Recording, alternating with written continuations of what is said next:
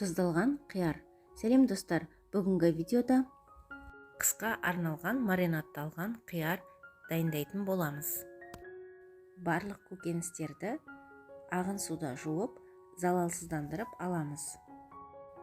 Желкек, яғни хрен жапырағын ағын суда тазартып, жуып, қиярларымызды ағын суда тазартып жуып аламыз. Тазартылған қиярдың екі шетін кесіп, ағын судың астында 1 сағат қойып қоямыз. Салқын суға 5 сағат салып қоямыз. Ащы бұрышымыз бен болгар бұрышымызды жуып аламыз. Лавра жапырағын ыстық суға салып аламыз. Достар, егер видео ұнаса, каналға тіркеліп, лайк басып, комментарий жазып, қоңырауша белгісін басып қойыңыздар. Кептірілген ас көкті ыстық суға булап, суға салып аламыз. Суымызды қатты отта қайнатамыз. Банкамызды 15 минутқа залалсыздандырып, 5 минут қақпағымызды қайнатып аламыз. Көкөністеріміздің толық құрамын описание бөліміне жазып қалдырамын.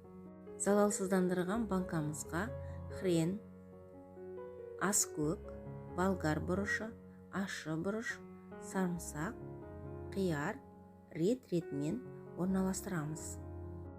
Көкөністерімізді толтырып салып, қайнап тұрған ыстық суды толтырып құямыз. Және 20 минут қақпағын жауып, жылы бүркеп қоямыз.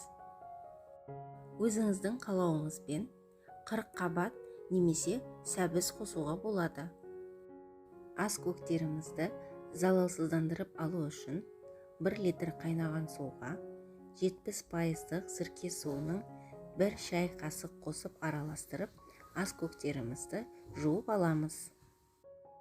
2 литрлік банкіге 1 және 1 кило 100 грамм қияр жұмсадым.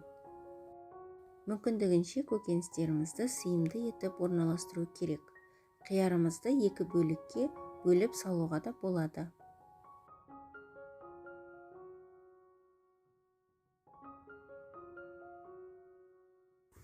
Жиырма минутқа бетін бүркеп жауып қоямыз.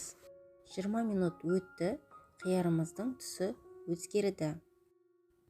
Суымызды ауыстырамыз. Екінші рет қайталаймыз.